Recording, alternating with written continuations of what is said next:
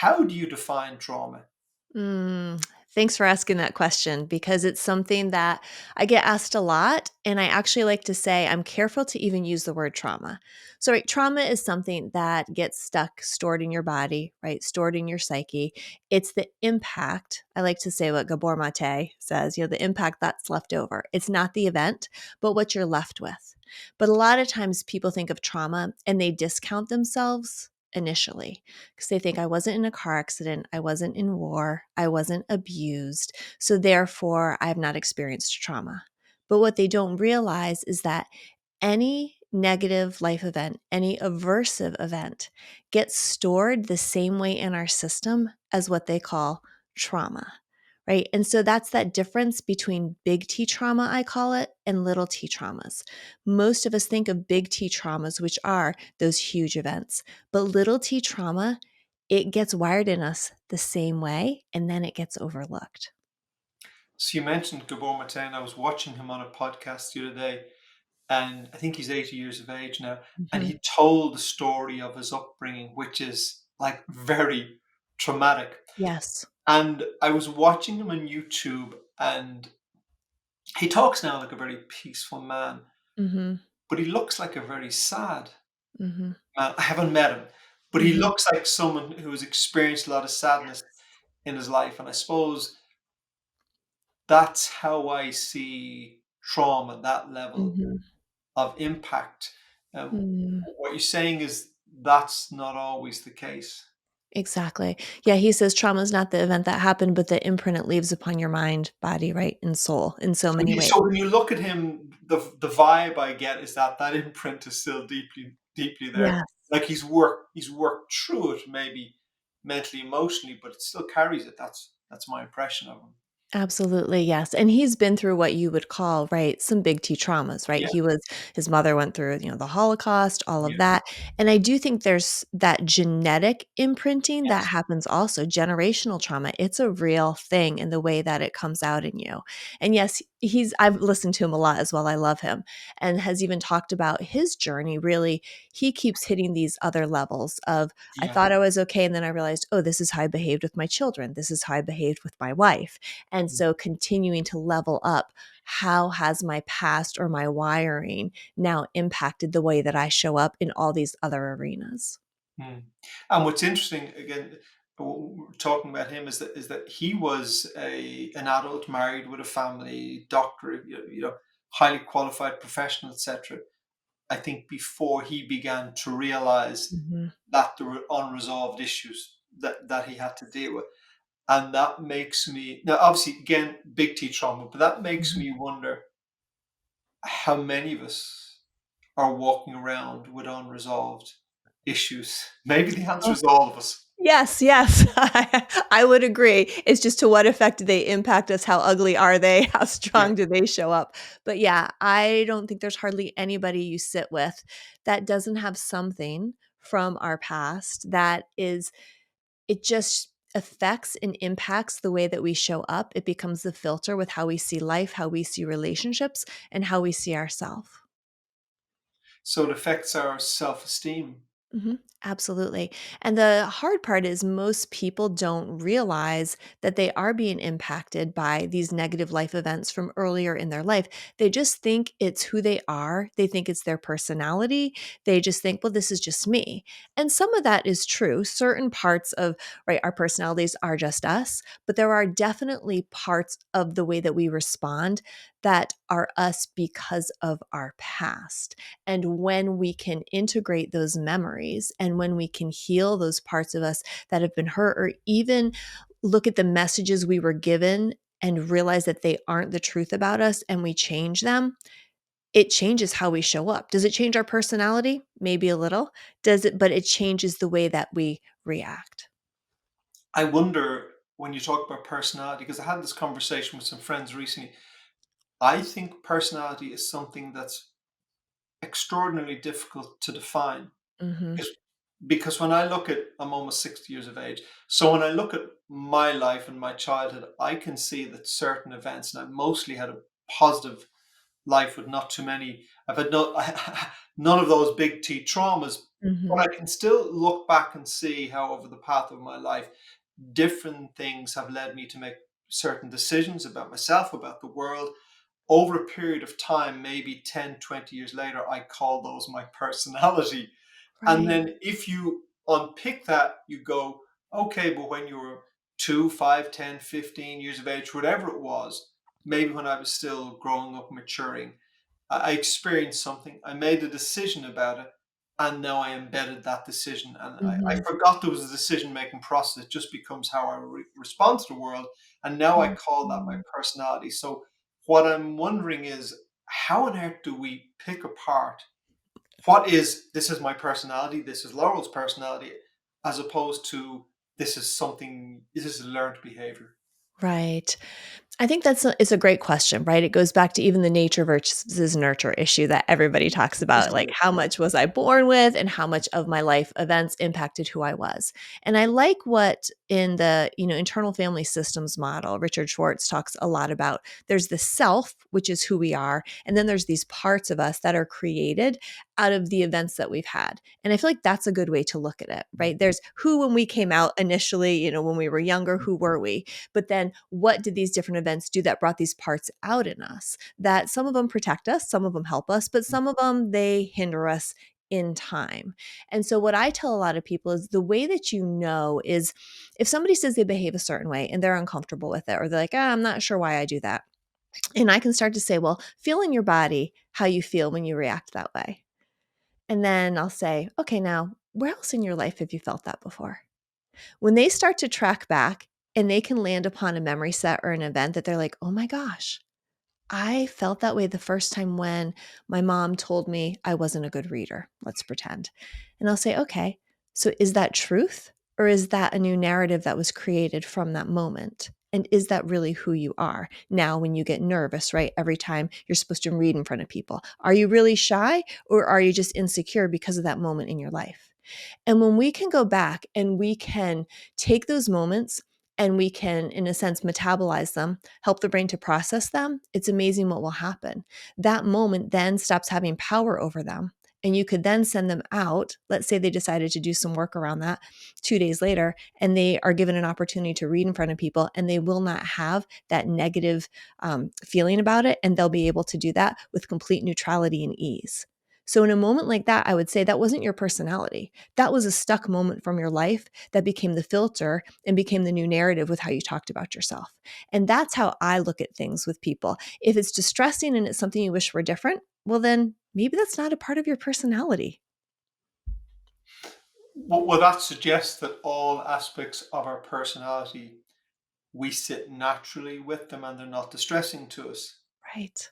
So, at whatever age that begins to shift, is Hmm. that what that says? Is that if something sits naturally to you, whatever that may be, whether Yeah. you're introvert, extrovert, whatever it is, Hmm. you're comfortable in that place. And when you experience the discomfort, Hmm.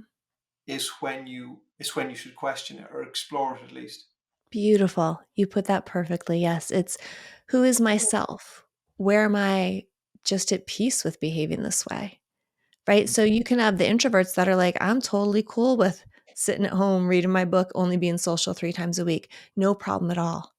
But then if you have that person that says that and they're like, I don't want to be this way, I want to be different, I would poke at that a little bit and see what that's about. And then always the question of, have you always been that way? I ask people that a lot. Mm. Well, let's go back. Were you like this at 7, 8, right? There's lots of developmental places in our life that we learn certain things, right? Trust versus mistrust. We can learn to be curious. Do we feel safe, right? Who are we?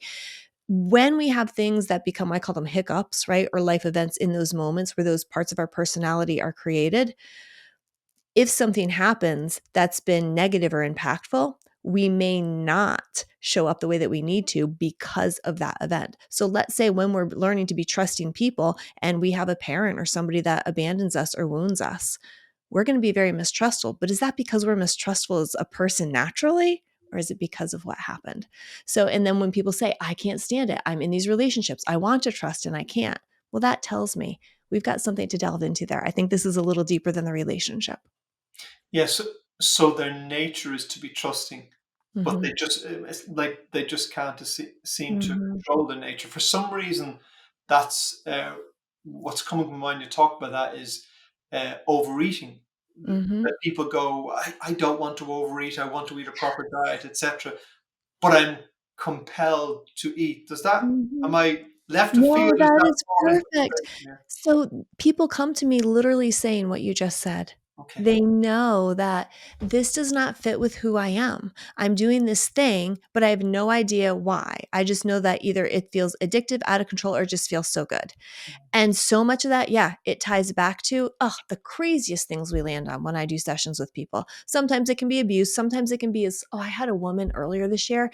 It was as small as she went to a family event and her mom had, I think she was like 7 years old or something. Her mom had left her in front of this table with all of these appetizers, but the mom was really about showing up in a certain way. And the daughter was sitting there by herself, had no one to play with. And the mom came upstairs and she was like, do not eat anything off of that table. That's all it took. She never realized it. That was the moment that started to give her food issues. She sat there all alone, had nothing to do. I want to eat this food. I want to eat this food, but I can't eat this food. If my mom comes up, I'm going to get in trouble for eating this food. Crazy how that happened, but that was a moment of impact. Now, her mother also had issues with food that she saw as well, but that was the moment that when we integrated that, she has a completely different relationship with food now. And it was so crazy. We were in the session, we were doing the work, and she was like, oh my gosh, I can't believe it. She's like, I can see this table, I can see the food, and I never even thought about this moment. She's like, but this is the moment that changed everything. I mean, it was like 30 years later. What I'm amazed is that the people can remember that moment. Can Mhm. they? Can your clients always go back to that moment? So typically, yes, because it's held within your body first. And within your body, it then matches back to the moment. So, except, I mean, there's sometimes when you have super egregious trauma, and yes, people can't remember that. But moments like this, yes. But they're so small, again, like I started out saying, these small t traumas, these moments that they don't realize it, they would never go back to it. And so, when I can get people to sit in that space and just say, feel how that feels in your body. And now don't even try to think, but just let your brain start showing you images. Mm. Where is it bringing you? They'll be like, okay, this is so weird. I just saw blank. And I'll be like, Yeah. let's go with it. And it's so crazy how you do that. And it just lifts things. Mm. But I have this thing I've come up with myself just for how I live, that I can almost always trust my body, but my mind will lie to me. Yes. So in that I'll go into a situation and my mind will go, "You're completely comfortable here, Paul. You're about my mind is giving me all this stuff Yes. and trying to convince me, but my body's communicating a different story." Yes. What I've tried and learned to do over the years is go, your body will not lie to you. Right. Your body, You're your right there. mind will, but your body will not lie to you. Is that your Mhm. practical experience, that we can almost always trust the Yes. sensations of our Oh, body? yes. That is such my goal with my clients. And like, I want you to learn to trust your gut, I call it. Mm, Because every time when my clients and I work through things, they'll be like, well, this is how I felt in the situation. And I'll say, what did your gut tell you? And they will often say, well, my gut told me, don't stay with that person. Don't go there. Don't do this. But I did anyways because my head told me to. And mm. so much of our work is we're disconnected from our head and our gut, right? For various reasons. But usually, if you listen to your gut, I'm like, it's always right. It always knows. You said something earlier about returning to, who was I before this event? Hmm. And it really sounds like the work you're doing is taking, I mean, what is the self? We could get into a very deep philosophical Right. conversation. We'd be here for hours. We Um, would be, yes. So let's not. I'm not qualified to have that conversation, but there is a sense. Sorry, there is a sense of self in that I feel comfortable in Mhm, this moment. I feel comfortable in my body or whatever. mhm, This feels natural to mhm, me. mhm, When you're talking about self, is that what you mean? That people are resting in that place where they mhm, feel at ease and mhm. they feel comfortable. Yes, and when you do the work around, like you said, bringing them back to the moment they were before, like you started out with, sounds Yes, like I'm bringing which I people heard back you to. saying, so I stole from you. So Yes, no, that's absolutely what it is. yeah, Because when you can, I say that when we do the work that's necessary, we're reset to who we were before that moment happened that redefined us. There yeah. was the us, so let's call it ourself, the us, whoever we are, right?